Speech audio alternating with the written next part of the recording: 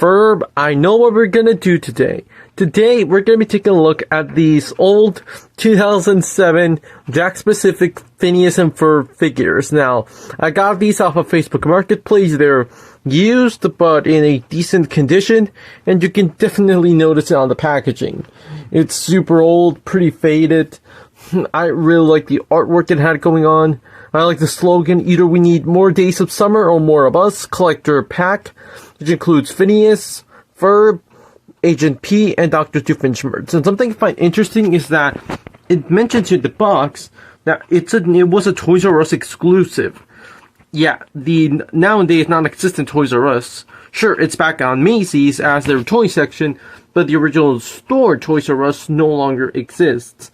So I think that it is awesome to have a relic of the old Toys R Us. Really used, really old packaging. Here's a look at the back. Disney XD, a channel which in most of the world has shut down. Here I live, it's shut down a year ago. Here we have some artwork of the characters. Yeah, pretty old packaging. You can definitely notice its age. But now let's pop the figures out of this packaging. It's already opened, okay? I just have to slide them out.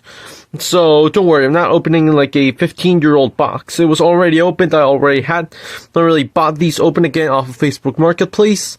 So now let's take a look at the figures. We have the figures out of the packaging. And now let's start off here with Phineas.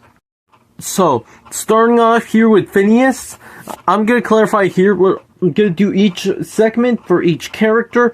I'm not going to do like the articulation as a separate part or the size comparisons on Phineas as a separate part. We're going to take a look at them in that section later on, but let's focus here on Phineas. Now, again, these figures are used and you can kind of notice it. And something I've noticed as well is that these figures cannot stand on their own. Yeah, you can definitely see his legs can definitely not hold the weight. So that's a bit of a shame. Zooming into the details, you can see, yeah, the figure, you can kind of notice its age. It has some scuffs, some marks. The paint has been slightly tearing and peeling off. That is a bit of a shame. But you can see that these were made by Jakks Specific, so the toy company that nowadays does Sonic stuff did Phineas and Ferb stuff back in their day. So it's really cool. Of course, it's kind of hard to do figures based off of Phineas and Ferb because of, you know, their odd shapes. Like here, looking at Phineas from a front side, of course, the meme. And I always find it interesting just seeing how Phineas figures are made. And overall, I think Phineas here looks good. Now, he's actually the most posable figure of this set, or one of. Since his head rotates, sadly no up and down.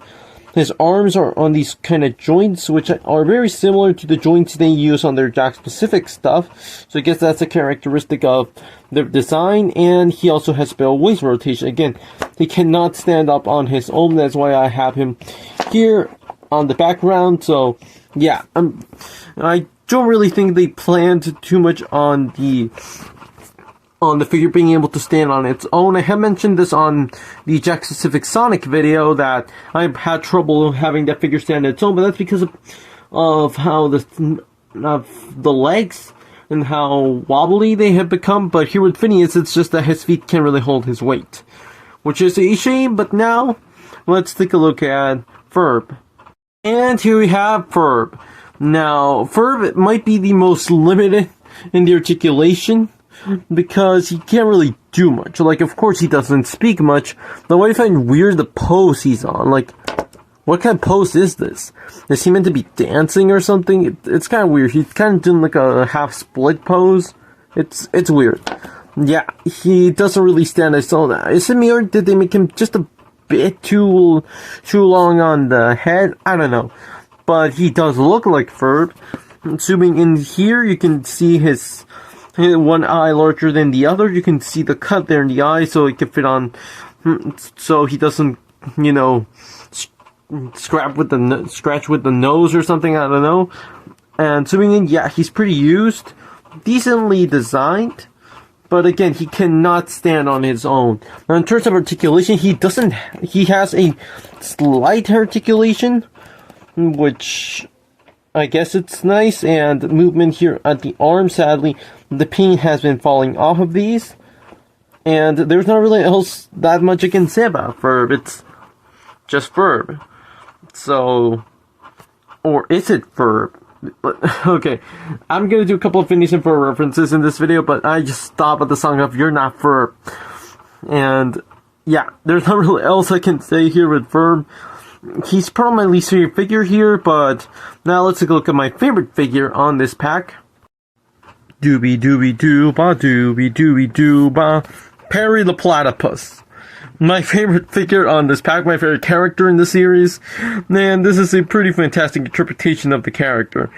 Now, I just want to have fun with this review, and here's zooming into his face. Of course, his signature serious look.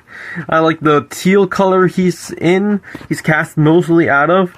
And something else I noticed is that many of these Perry the Platypus figures, or as I should call him here, Agent P, and they have a removable hat, while as this one does not. So you cannot make him into the normal platypus. He's only Agent P.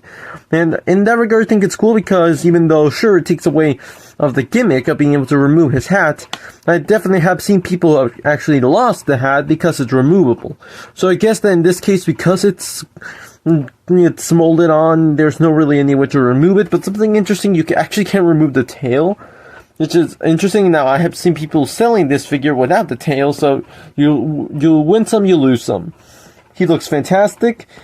He only has articulation on the arms, so sadly, no kind of waist rotation or movement at the legs, which is a shame. But overall, he's a pretty good-looking Perry the Platypus figure. And now let's take a look at his nemesis, Dr. Doofenshmirtz.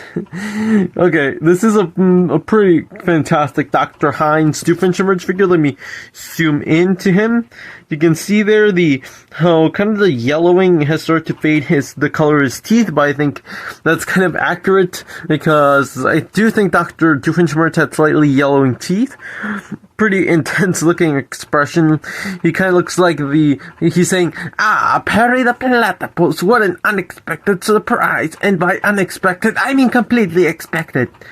And here we see his lab coat. Let's not forget, he's not a pharmacist. He is an evil scientist. His pants, of course, let's not forget, he slouches. His bent knees, his massive shoes, and his arms are different to one another. Since one is a sort of natural, I guess, natural-ish pose, and the other is this pointing one. It kind of makes me feel like he's saying, "Curse you, Perry the Platypus." Here's the back. Again, it says Sega Jakks. I mean, Disney Jakks China. I'm sorry, it's because the Sonic one says Sega Jakks China. Now, in terms of his articulation, he has movement here at the head. Again, the arms are poseable, but not too much, and he has a bit of a waist rotation.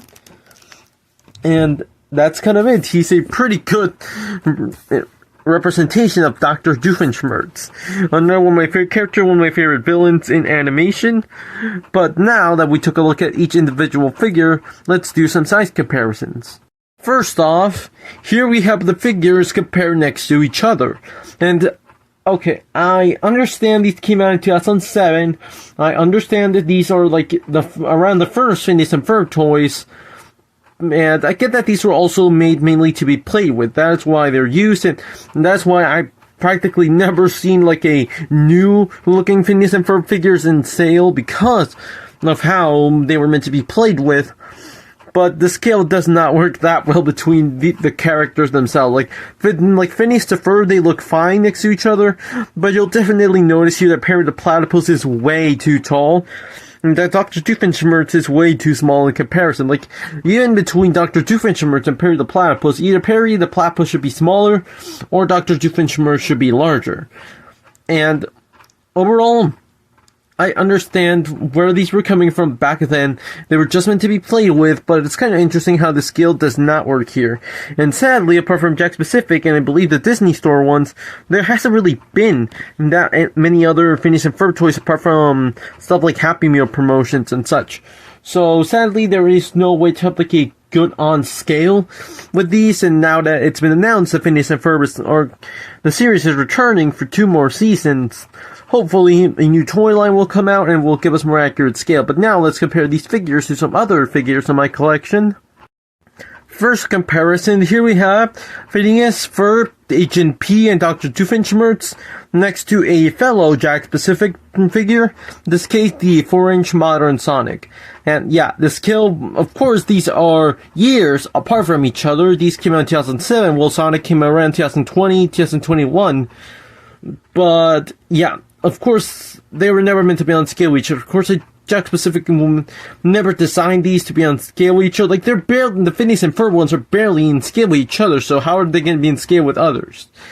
Of course, I'd say that, not comparing these, I'd say Phineas, Ferb, and Perry the Platypus are around 3 inches tall, whilst Dr. Doofenshmirtz is 4 inches tall. Of course, the scale is way off, except for Perry the Platypus. I guess this is good enough scaling to how they scale actually, so I think that's cool, bringing some other comparisons. Here they are, next to Classic Sonic, the Moose Toy, Space Jam: A New Legacy, Bugs Bunny. And again, I do think that the scale between Perry the Platypus and these other characters works good enough. I think it's with the human characters where, yeah, it definitely falls apart. And here we have Phineas, Ferb, Perry the Platypus, and Dr. Doofenshmirtz compared to a fellow Disney Channel star, Kim Possible. Now, this Kim Possible was a Happy Meal toy. These Phineas and Ferb ones were store-bots back in their day. And I think that the scale works here good enough between Phineas, Ferb, and Kim Possible. Of course, with Dr. Doofenshmirtz, he should be noticeably taller. And I think it's really cool to just compare these, since Kim Possible was once the longest running series on the Disney Channel, lasting 5 years, from 2002 to 2007, with 4 seasons, originally gonna last 65 episodes, because back in the day, they had a log where every single series, no matter how successful it was, had to end at the 65th episode. Kim Possible is gonna end there, but because of how popular the series still was, she was renewed for a new season. That also paved the way for Phineas and Ferb to last 7 years, around 5 seasons, or around 4 seasons, more than 100 episodes. So, yeah, it's really cool to compare these Disney Channel series, and let me know if you'd like to see a review on this Kim Possible figure. And here, zooming out with some other comparisons, here we have these figures next to some Marvel Legends, Star-Lord and She-Hulk. And Perry the Platypus, again, is actually more on scale with these than the figures of his own line. Again, these Phineas and Ferb ones were meant to be played with, while the Marvel Legends are made for collectors. So it's kind of fun here seeing how Perry the Platypus works better in scale with these being, of course, noticeably smaller. But for a final comparison, here they are next to some Transformers, Bumblebee, and Optimus Prime, and I'm starting to think Bumblebee will become a staple character on this channel, because his video has been one of the most viewed videos on his channel. I want to thank everyone who has seen that Bumblebee video, so maybe he'll start becoming more of a usual character on the size comparisons. And maybe their smaller size, they could work with Transformers. But, yeah, only to give you a better sense of scale. But that's it for the size comparisons. And overall, to finish off here with these Phineas, Ferb, Agent P, and Dr. Doofenshmirtz figures, these are fun. Now, again, these are pretty old, 2007. They've been so far, the oldest figures I've reviewed on this channel. And I think that they're fun. Now, of course, they're very limited in articulation. They're way off in scale between each other. And I really want to see, like, new Phineas and Ferb figures. Like, wouldn't it be awesome if either Jakks Pacific reacquired the license, or if another toy company did these? Because, again, since Phineas and Ferb has been confirmed to return for 2 more seasons and more than 40 new episodes, I say that it's about time new Phineas and Ferb figures start coming out, because maybe these will become more desirable if the series returns and there's no new merchandise. Now, my favorite here is Perry the Platypus, but I also really like Dr. Doofenshmirtz. They're my favorite characters in the series. Phineas and Ferb, sadly, to me, are the most flawed figures, mainly because they can't really stand on their own. They're not that articulated, but None of these are very articulated. I guess the most limited would be the Platypus because he can only move his arms. And again, I'd like to see like collector-oriented Phineas and Ferb figures. Now, back then, since it was targeted mainly towards kids, that's why their toy line focused on kids. But now that the kids who grew up on Phineas and Ferb already are either teens or young adults, I'd say that Phineas and Ferb is currently right now a good era to have people feeling nostalgic, so I'd say that a more collector-oriented toy line would be a really good idea. Now, I made some research on toys based off of Disney Channel shows, mainly animated, and I realized that Jakks Pacific had pretty large Phineas and Ferb line. They had other characters. They also made Candace, Jeremy Johnson, Isabella, Baljeet, Buford, etc. They somehow never made Vanessa or Norm, which is very surprising to me. I thought at least Norm would be like a playset or something, but no, they never made those. And apart from them, they also made toys based off of the first Phineas and Ferb movie, Across the Second Dimension, where they made the second dimension versions of Phineas, Ferb, Dr. Doofenshmirtz, Parent the Platypus, which would be one I really want to get, and even Dr. Baljeet and Buford from the second dimension. I'd say it'd be cool to see these maybe re-released or updated. And I've also checked how long it's been since they made toys based off of these. And by the time Phineas and Ferb ended, originally in 2015, the toy line kind of disappeared.